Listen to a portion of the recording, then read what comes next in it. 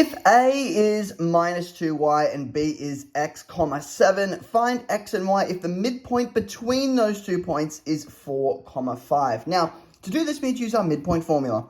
Our midpoint formula, for those of you that remember, is x1 plus x2 divided by 2.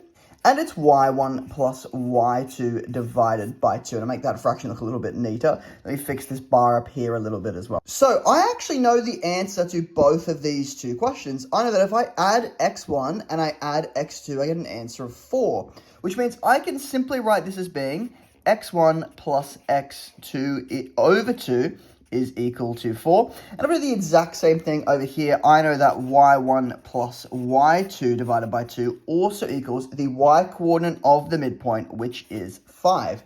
So now that I know these two parts, I can simply just substitute in x1 into x1, and I can substitute y2 into y2 here, and then I can get to my answer. So this is going to become x1 is negative 2, so I get negative 2 plus x, we'll just call it x because we don't really need to write x2 for this one, plus x divided by 2 is equal to 4. Well, the opposite of dividing by 2 is going to be to multiply both of my, whoa, not 4, apologies. So we multiply both sides by 2. Let me fix that. Multiply both sides by 2. Again, opposite of dividing everything by 2 is going to be to multiply by 2. So I multiply both sides by 2.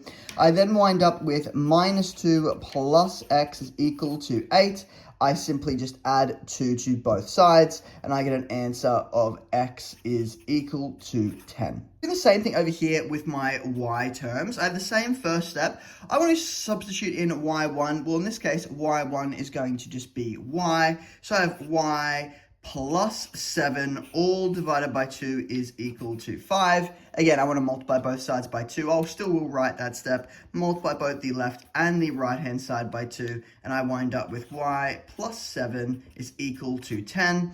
I'm now going to subtract 7 off both the left and right hand side, and I'm left with y is equal to 3. So therefore, my final answer is x equals 10 and y is equal to 3.